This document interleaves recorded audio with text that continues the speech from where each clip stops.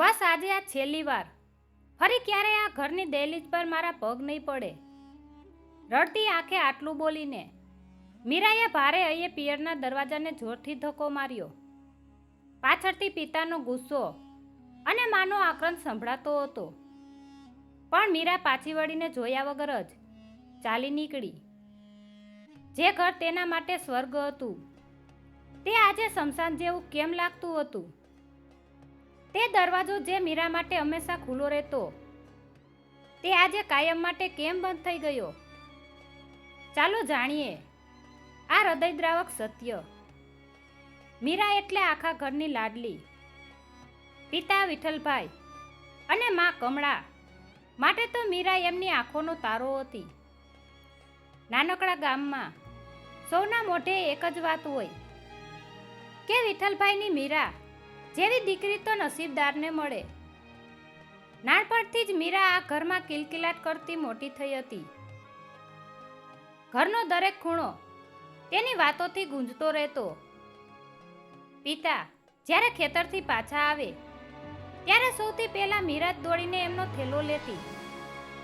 મા રસોડામાં હોય ત્યારે મીરા તેને વાર્તાઓ સંભળાવતી. બધું કેટલું સરસ હતું. પણ કોની નજર લાગી આ સુખી પરિવારને? સમય વહેતો ગયો અને મીરા મોટી થઈ. હવે તે ફક્ત લાડકી દીકરી નહોતી પણ એક જવાબદાર સ્ત્રી બનવાની તૈયારીમાં હતી. ભણવામાં તે ખૂબ હોશિયાર હતી. શહેરની કોલેજમાં ભણવા જવાનું થયું ત્યારે પણ વિઠ્ઠલભાઈએ કોઈ કસર ન છોડી. એમને તો મીરાને ભણાવી ગણાવીને મોટી ઓફિસર બનાવી હતી. મીરા પણ મહેનત કરતી. પણ કોલેજના દિવસોમાં મીરાને શુભમ નામનો એક છોકરો મળ્યો. તે સારો હતો, ભણેલો હતો અને મીરાને સમજનારો હતો. બંને વચ્ચે દોસ્તી થઈ અને પછી એ દોસ્તી પ્રેમમાં બદલાઈ ગઈ. મીરાને લાગ્યું કે તે દુનિયાની સૌથી નસીબદાર છોકરી છે. તેને થયું કે આ વાત તે તેના મમ્મી પપ્પાને જઈને કહેશે. તેને વિશ્વાસ હતો કે તેના પિતા ક્યારેય તેની ખુશીની વિરુદ્ધ નહીં જાય. પણ તેને ક્યાં ખબર હતી કે એક નાનકડી ભૂલ, એક નાનકડો નિર્ણય આખી જિંદગી બદલી નાખશે. એક રવિવારનો દિવસ હતો. મીરા ઘરે આવી હતી. ઘરનું વાતાવરણ ખૂબ જ આનંદમાં હતું. મમ્મીએ મીરાની ભાવતી પૂરણપોળી બનાવી હતી. મીરાએ વિચાર્યું કે આ જ યોગ્ય સમય છે. તેણે ધ્રુજતા અવાજે પિતાને શુભમ વિશે વાત કરી. પિતાનો ચહેરો જે ક્ષણે હસતો હતો તે જ ક્ષણે એકદમ ગંભીર થઈ ગયો. ઘરની હવામાં જે સુગંધ હતી તે અચાનક ભારે થઈ ગઈ. વિઠ્ઠલભાઈએ મીરાને જોરથી પૂછ્યું, મીરા, આ શું બોલે છે તું? તને ખબર છે તું કોની સાથે લગ્નની વાત કરી રહી છે? મીરાએ નિખાલસતાથી કહ્યું, પપ્પા, તે ખૂબ સારો છે. હું તેને પ્રેમ કરું છું. પિતાએ ગર્જના કરી, પ્રેમ? તને પ્રેમના અર્થની ખબર છે? તું અત્યારે શું કરે છે તે જાણે છે તું? તે કયા જ્ઞાતિનો છે? તેનો પરિવાર કોણ છે એની ખબર છે તને? મીરાને એ સમયે સમજ નહોતી પડતી કે પિતા આટલા ગુસ્સે કેમ છે. જે પપ્પા તેને ક્યારેય એક થપ્પડ પણ નથી મારી શક્યા તે આજે આટલા આકરા કેમ થઈ ગયા? તે રાત્રે ઘરમાં કોઈ બોલ્યું નહીં. પણ એ શાંતિ કોઈ તુફાન આવવાનું એંધાણ આપી રહી હતી. મીરાના રૂમની બારીમાંથી તે અંધારી રાતને જોઈ રહી હતી. પણ તેને એ દેખાતું નહોતું કે તેની પાછળ એક મોટું તોફાન તૈયાર થઈ રહ્યું છે જે તેના પિયરના દરવાજા કાયમ માટે બંધ કરી દેશે. બીજા દિવસે સવારે ઘરમાં એક અજીબ ચૂપી હતી. મા કમળા રસોડામાં કામ કરતી હતી પણ તેની આંખોમાં પાણી હતા. વિઠ્ઠલભાઈએ બધાની સાથે વાત કરવાનું બંધ કરી દીધું હતું. મીરાએ વિચાર્યું કે કદાચ પપ્પાનો ગુસ્સો શાંત થઈ ગયો હશે, પણ તેને ક્યાં ખબર હતી કે પપ્પાએ તો અંદર કંઈક અલગ જ તૈયારી કરી લીધી હતી. મીરા પાસે શુભમનો ફોન આવ્યો. શુભમનો અવાજ ગભરાયેલો હતો. તેણે કહ્યું, મીરા, જલ્દી બહાર આવ. તારા પપ્પાના માણસો મને શોધતા ગામમાં આવ્યા છે. મીરાના પગ નીચેથી જમીન સરકી ગઈ. પપ્પા આવું કરી શકે? તે તો કેટલા પ્રેમાળ હતા. મીરા દોડીને હોલમાં ગઈ.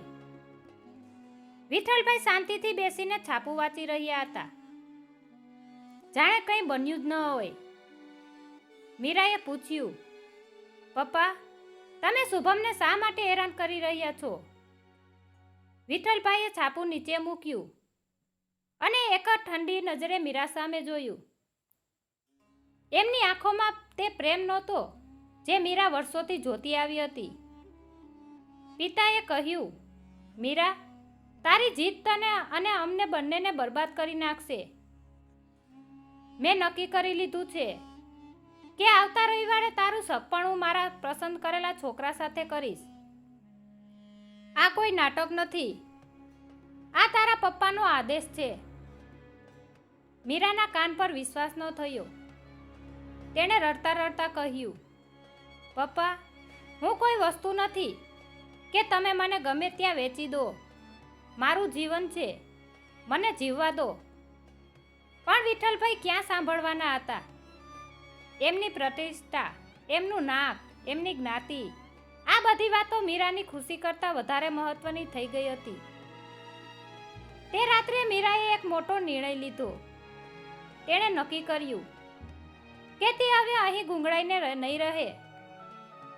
તેણે પોતાની બેગ ભરી, પોતાની પાસે જે થોડા દાગીના હતા તે લીધા અને મધરાતે ઘરના પાછલા દરવાજેથી નીકળવાની કોશિશ કરી. પણ જેવું તે દરવાજો ખોલવા ગઈ, ત્યાં જ અંધારામાં એક પડછાયો દેખાયો. એ પિતા જ હતા. વિઠ્ઠલભાઈના હાથમાં લાકડી હતી. તેમણે મીરાનો હાથ પકડ્યો અને કહ્યું, જો આજે તું આ ઘરની બહાર ડગલું મૂકીશ તો યાદ રાખજે, આ ઘરના દરવાજા તારા માટે કાયમ બંધ થઈ જશે. તું મારી દીકરી મટી જઈશ. તારું મોઢું જોવાનું તો દૂર, તારું નામ લેવું પણ મારા માટે પાપ થઈ જશે. મીરા ધ્રુજી ઉઠી. એક તરફ પિતાનો કઠોળ અવાજ હતો અને બીજી તરફ તેના સપનાઓનું સપનું. મીરાએ પિતાના પગ પકડવાની કોશિશ કરી, પણ પિતાએ તેને ધક્કો મારી દીધો. મીરા પડી ગઈ, પણ તેણે હિંમત ન હારી. તે ઊભી થઈ અને પિતાની આંખોમાં જોઈને બોલી, પપ્પા, તમે મને પ્રેમ આપવાનું બંધ કરી શકો છો, પણ મને મારા પ્રેમથી કોઈ અલગ નહીં કરી શકે. તે રાત્રે મીરા ઘરની બહાર નીકળી ગઈ. પાછળથી પિતાએ દરવાજો એટલા જોરથી બંધ કર્યો કે તેનો અવાજ આખા ગામમાં ગુંજ્યો. એ અવાજ મીરાના કાનમાં કાયમ માટે રહી ગયો. તે રાત્રે વરસાદ પડી રહ્યો હતો અને મીરા ભીંજાયેલી હાલતમાં રસ્તા પર ચાલી રહી હતી. તેની પાસે કોઈ ઠેકાણું નહોતું. બસ એક જ વિશ્વાસ હતો કે શુભમ તેની રાહ જોતો હશે. વરસાદનું જોર વધતું જતું હતું.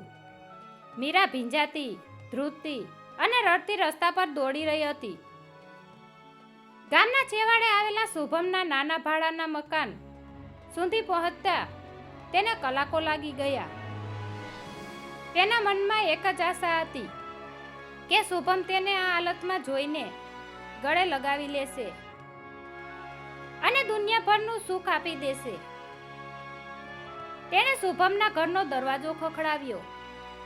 શુભમ, શુભમ, દરવાજો ખોલ, હું મીરા છું.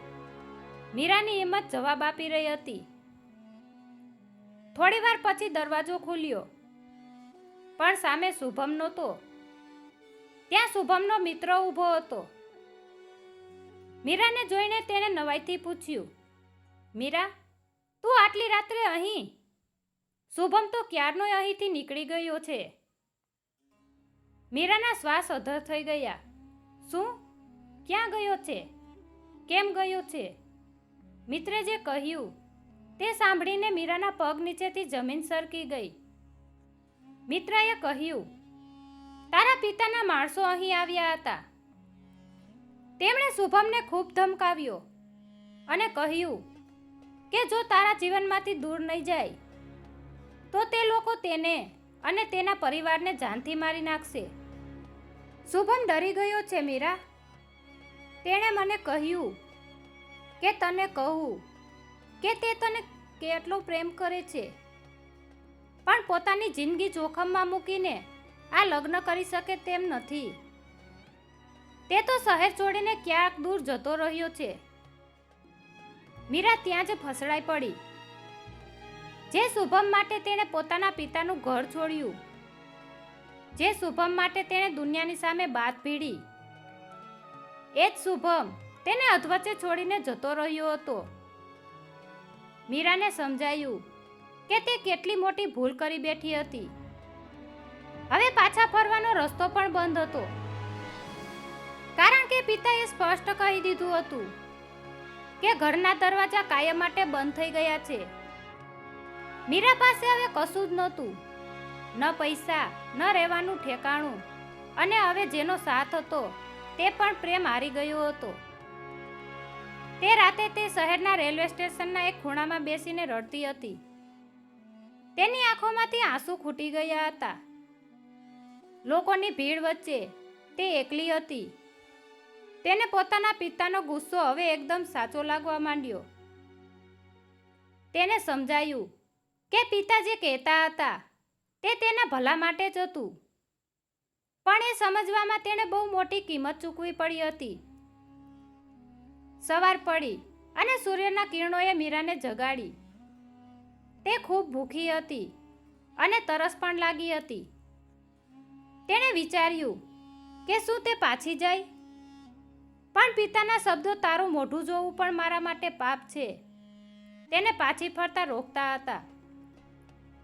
તે પિતાની નજરમાં તો ગુનેગાર હતી જ. હવે તેની પોતાની નજરમાં પણ તે એક નાદાન છોકરી બની ગઈ હતી, જેણે લાગણીઓમાં વહીને પોતાનું ઘર અને ભવિષ્ય બંને બગાડી નાખ્યું હતું. તેણે સ્ટેશન પર એક નાનકડી નોકરી શોધવાની કોશિશ કરી. કોઈના ઘરે વાસણ સાફ કરવા કે કપડાં ધોવા. મીરા, જેણે ક્યારેય ઘરમાં કામ નહોતું કર્યું, તે આજે લોકોના ઘરના કામ કરવા તૈયાર થઈ ગઈ હતી. પણ તેનું મન હજુ પણ એ જ બંધ દરવાજા પાસે અટવાયેલું હતું. મીરાની જિંદગી એક એવા વળાંક પર આવી ગઈ હતી જ્યાંથી પાછા ફરવું અશક્ય હતું, પણ આગળ વધવું ખૂબ જ મુશ્કેલ હતું. તે દરરોજ રાત્રે આકાશ સામે જોઈને પ્રાર્થના કરતી, હે ભગવાન, મેં જે ભૂલ કરી છે તેની સજા મને મળે છે, પણ મારા પિતાને આટલું દુઃખ ન આપશો. 5 વર્ષ વીતી ગયા. મીરા હવે પહેલા જેવી નાજુક અને ભોળી નહોતી રહી. શહેરની મોટી હોસ્પિટલમાં તે નર્સ તરીકે કામ કરતી હતી. રાત દિવસની મહેનત કરીને તેણે પોતાનું એક નાનું ઘર પણ વસાવ્યું હતું. બહારથી તો તે હસતી હતી, પણ અંદરથી તે આજે પણ એ જ જૂના ઘરના દરવાજા ખોલવાની મથામણ કરતી હતી. એક દિવસ હોસ્પિટલમાં એક ઇમરજન્સી કેસ આવ્યો. એક વૃદ્ધ દર્દીને ગંભીર હાલતમાં લાવવામાં આવ્યા હતા. અકસ્માત થયો હતો. જ્યારે મીરાએ વૃદ્ધ વ્યક્તિનો ચહેરો જોયો ત્યારે તેના હાથમાંથી ટ્રે નીચે પડી ગઈ. એ કોઈ બીજું નહીં પણ તેના પિતા વિઠ્ઠલભાઈ હતા. તેમના વાળ ધોળા થઈ ગયા હતા, ચહેરા પર કરચલીઓ પડી ગઈ હતી અને તેઓ ખૂબ જ નબળા દેખાતા હતા.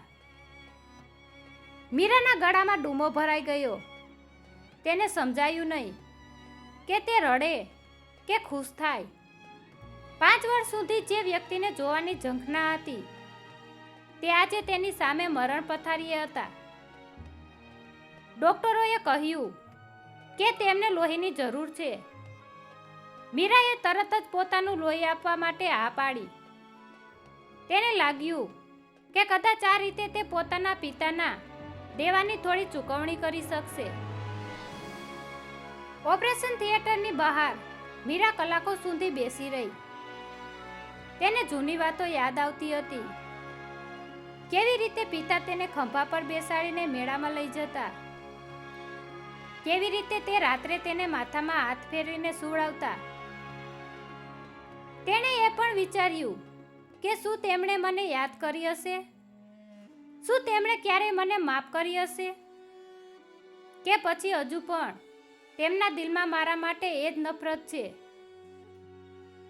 થોડીવાર પછી ડોક્ટર બહાર આવ્યા અને કહ્યું તેમની હાલત સ્થિર છે, પણ તેમને ખૂબ જ માનસિક આઘાત લાગ્યો હોય તેવું લાગે છે. તેઓ વારંવાર કોઈનું નામ લઈ રહ્યા છે. મીરા દોડીને અંદર ગઈ. વિઠ્ઠલભાઈ આંખો બંધ રાખીને બબડતા હતા, મીરા, મારી દીકરી, ક્યાં જતી રહી તું? મીરાનો અવાજ ફાટી ગયો. તે પિતાના પગ પાસે બેસી ગઈ અને ડૂસકા ભરવા લાગી. પપ્પા, હું અહીં જ છું, તમારી સામે. જુઓ, તમારી મીરા આવી ગઈ છે. વિઠ્ઠલભાઈએ ધીમેથી આંખો ખોલી. તેમને વિશ્વાસ ન થયો. તેમણે ધ્રુજતા હાથે મીરાના માથા પર હાથ મૂક્યો. કોઈ શબ્દ નહોતો નીકળતો. માત્ર આંખમાંથી નીકળતા આંસુ જ બધું કહી રહ્યા હતા. પણ શું આ મિલન લાંબુ ચાલશે? શું વિઠ્ઠલભાઈ પોતાની જીદ છોડીને મીરાને ઘરે પાછી બોલાવશે? કે પછી હોસ્પિટલમાંથી સાજા થયા પછી તે ફરી એકવાર એ જ બંધ દરવાજાની દિવાલ ઊભી કરી દેશે? મીરાને અહેસાસ થયો કે ભલે અત્યારે મન મળી ગયા છે, પણ સમાજ અને પરંપરાઓના જે દરવાજા પિતાએ બંધ કર્યા હતા તે ખોલવા એટલા સરળ નહોતા. મીરાએ પિતાને કહ્યું, પપ્પા, તમે મને જે સજા આપી એમાં મને કોઈ ફરિયાદ નથી, પણ શું તમે ક્યારેય મારી યાદ ન આવી? પિતાએ માત્ર એટલું જ કહ્યું, દીકરી, પિયરના દરવાજા એટલે બંધ કર્યા હતા કે તારી જીદ કદાચ તને સાચા માર્ગે પાછી લાવે. મને તો એમ હતું કે તું શુભમ સાથે સુખી થઈશ, પણ જ્યારે મને ખબર પડી કે તેણે તને છોડી દીધી છે ત્યારે મારું હૃદય ચીરાઈ ગયું હતું. હું તો તને શોધતો જ હતો. મીરા સ્તબ્ધ થઈ ગઈ. જે પિતાને તે દુશ્મન સમજતી હતી તેઓ તો અંદરથી તેને શોધી રહ્યા હતા. તે પિયરના દરવાજા કોઈની જીદ માટે નહીં, પણ એક પિતાની લાચારી અને ચિંતા માટે બંધ થયા હતા. વિઠ્ઠલભાઈ હોસ્પિટલમાંથી ઘરે ગયા, પણ મીરા હજુ પણ હોસ્પિટલની પોતાની નાનકડી રૂમમાં જ હતી. તેને થયું કે હવે તો પપ્પા મળી ગયા છે, તો શું મારે પાછા જવું જોઈએ? પણ પપ્પાની સાથે તો મમ્મી પણ હતી, ગામના લોકો હતા અને એ જ સમાજ હતો જેણે 5 વર્ષ પહેલા તેને ઘરની બહાર કાઢવા માટે દબાણ કર્યું હતું. શું એ લોકો તેને ફરી અપનાવશે? મીરા એક સાંજે હિંમત કરીને ગામ પહોંચી. 5 વર્ષ પછી ગામના પાદરે પહોંચતા જ તેના પગ ધ્રુજવા લાગ્યા. રસ્તાઓ બદલાઈ ગયા હતા, પણ યાદો તો એ જ હતી. તે ઘરના દરવાજા પાસે પહોંચી. દરવાજો અડધો ખુલ્લો હતો. અંદરથી મમ્મી કમળાનો અવાજ આવતો હતો. તમે ચિંતા ન કરો, ડોક્ટરે કહ્યું છે કે તમને આરામની જરૂર છે. મીરાએ હળવેથી અવાજ આપ્યો, માં. કમળા રસોડામાંથી બહાર આવી. મીરાને જોઈને તેના હાથમાંથી લોટો પડી ગયો. તેની આંખો પોળી થઈ ગઈ. તે દોડીને મીરાને વળગી પડી. તે ખૂબ રડી, જાણે 5 વર્ષના તમામ આંસુ આજે વહી રહ્યા હોય. અંદરથી વિઠ્ઠલભાઈ પણ લાકડીના ટેકે બહાર આવ્યા. તેમને જોઈને મીરા ફરી એકવાર પગે લાગી. પરંતુ એ જ ઘડીએ ઘરના બીજા રૂમમાંથી એક અવાજ આવ્યો. તે વિઠ્ઠલભાઈના ભાઈ હતા. તેમણે કઠોર અવાજમાં કહ્યું, વિઠ્ઠલ, તું શું કરે છે? જે દીકરીએ આપણી આબરૂના લીરે લીરા ઉડાડ્યા તેને ફરી ઘરમાં ઘુસાડે છે. જો તે આજે અંદર આવી તો સમજજે કે આ ઘરના બાકીના સભ્યો ઘર છોડીને જતા રહેશે. મીરા એક ક્ષણ માટે થ્રીજી ગઈ. તેને લાગ્યું કે ઇતિહાસ ફરી રહ્યો છે. તે ફરીથી એ જ જગ્યાએ ઊભી હતી જ્યાં પિતાનો પ્રેમ એક તરફ હતો અને સમાજનો ડર બીજી તરફ. વિઠ્ઠલભાઈએ એક ઊંડો શ્વાસ લીધો અને પોતાના ભાઈની આંખોમાં જોઈને કહ્યું, ભાઈ, મેં 5 વર્ષ પહેલા મારી દીકરીને ઘરની બહાર કાઢીને જે ભૂલ કરી હતી તેની સજા મેં ભોગવી લીધી છે. આજે હું ફરીથી એ જ ભૂલ નહીં કરું. મીરા મારી દીકરી છે અને આ તેનું ઘર છે. જેણે જવું હોય તે જઈ શકે છે, પણ મારી દીકરીને હવે કોઈ નહીં કાઢે. આ સાંભળીને આખું ઘર શાંત થઈ ગયું. મીરાની આંખમાંથી આંસુ વહી રહ્યા હતા. તેને આજે સમજાયું કે પ્રેમ અને સંબંધો હંમેશા કાયદાઓ કે સમાજથી મોટા હોય છે. પિતાએ તેને ઘરના દરવાજા ફરીથી ખોલી આપ્યા હતા, પણ આ વખતે એ દરવાજા કોઈની જીદ માટે નહીં, પણ સાચા પ્રેમ અને સ્વીકૃતિ માટે હતા. તે રાત્રે મીરાએ પોતાના જૂના રૂમમાં પગ મૂક્યો. બધું જ પહેલા જેવું હતું, પણ બધું બદલાઈ ગયું હતું. તે રાત્રે તેને ખૂબ શાંતિથી ઊંઘ આવી. હજુ પણ એક વાત એવી બાકી હતી જે મીરા જાણતી નહોતી. તે એ કે તેના પિતાએ છેલ્લા 5 વર્ષમાં મીરાની ગેરહાજરીમાં શું સહન કર્યું હતું અને સમાજની વાતો વચ્ચે પણ તેમણે મીરાને કેવી રીતે જીવંત રાખી હતી. મીરાના પાછા આવવાથી ઘરમાં ફરીથી દીવા પ્રગટ્યા હતા. પણ સમાજ તો સમાજ છે. ગામના લોકોએ વાતો કરવાનું શરૂ કરી દીધું હતું. વિઠ્ઠલભાઈએ તો આબરૂના પાણી કરી નાખ્યું. દીકરીને પાછી બોલાવીને ફરીથી બદનામી વહોરી લીધી. આ વાતો મીરાના કાને પડતી, પણ હવે તે પહેલા જેવી નહોતી. તેણે 5 વર્ષ જે સંઘર્ષ જોયો હતો એણે તેને મજબૂત બનાવી દીધી હતી. એક દિવસ સાંજે વિઠ્ઠલભાઈ મીરાને પોતાની સાથે ખેતર લઈ ગયા. સૂર્ય આથમવાની તૈયારીમાં હતો. પિતાએ નદી કિનારે બેસીને મીરાનો હાથ પકડ્યો અને કહ્યું, દીકરી, તે મને પૂછ્યું હતું ને કે મેં તને શોધવાની કોશિશ કેમ ન કરી? મીરાએ કંઈ જ ન બોલતા પિતાની સામે જોયું. વિઠ્ઠલભાઈએ એક જૂની ડાયરી કાઢી. એમાં મીરાના ફોટા હતા. તે જે હોસ્પિટલમાં કામ કરતી હતી ત્યાંની વિગતો હતી. તે કયા રસ્તેથી ઘરે જતી હતી તે બધું જ પિતાએ છેલ્લા 5 વર્ષથી નોંધેલું હતું. મીરા જોઈને ચોંકી ગઈ. પિતાએ કહ્યું, હું તારી પાછળ જ હતો. મીરા, તું જ્યારે સ્ટેશન પર રાત્રે ભૂખી સૂતી હતી ત્યારે દૂરથી હું તને જોતો હતો. તારા મિત્રના રૂપમાં જે માણસ તને મદદ કરતો હતો તે મારા જ ખાસ માણસ હતા. મેં તને તારા પગ પર ઊભા રહેવા દીધી, કારણ કે હું જાણતો હતો કે જો હું તને પાછી લાવીશ તો તું ક્યારેય આટલી મજબૂત નહીં બની શકે. મેં તને દુનિયાનો અનુભવ કરાવવા માટે તને ઘરથી દૂર રાખી હતી. મીરાના પગ નીચેથી ફરી જમીન એકવાર સરકી ગઈ. જે પિતાને તે પાષાણ હૃદયને સમજતી હતી. તેઓ તો એક ગુરુ બનીને તેની રક્ષા કરી રહ્યા હતા. મીરા રડતી રહી અને પિતાને વળગી પડી. તેને સમજાયું કે પિયરના દરવાજા જે દિવસે બંધ થયા હતા તે ખરેખર તો મીરાને એક નવી અને મજબૂત દુનિયામાં પ્રવેશ કરવા માટે બંધ થયા હતા.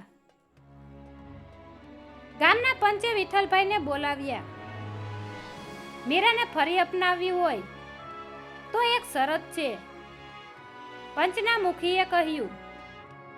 શરત હતી કે મીરાએ ગામ છોડીને કાયમ માટે જતું રહેવું પડશે, અથવા તો તેને કોઈ સામાજિક માન્યતા નહીં મળે. મીરાએ ઊભા થઈને કહ્યું, મારે તમારા સ્વીકારની જરૂર નથી. મને મારા પિતાનો પ્રેમ મળી ગયો. એ જ મારા માટે બધું જ છે. હું અહીં રહીને જ કામ કરીશ અને જરૂર પડે તો આખા ગામની દીકરીઓની મદદ કરીશ. મીરાનો આ આત્મવિશ્વાસ જોઈને આખું પંચ શાંત થઈ ગયું. પિતાએ ગર્વથી મીરાનો હાથ પકડ્યો અને કહ્યું, જે દરવાજા 5 વર્ષ પહેલા બંધ થયા હતા તે આજે હંમેશા માટે ખુલી ગયા છે. પણ આ વખતે એ ઘરના દરવાજા નહીં, પણ મીરાના દિલના દરવાજા ખુલી ગયા હતા, જેણે દુનિયાની સામે લડવાની તાકાત આપી હતી. તે દિવસ પછી મીરા ગામમાં જ રહી.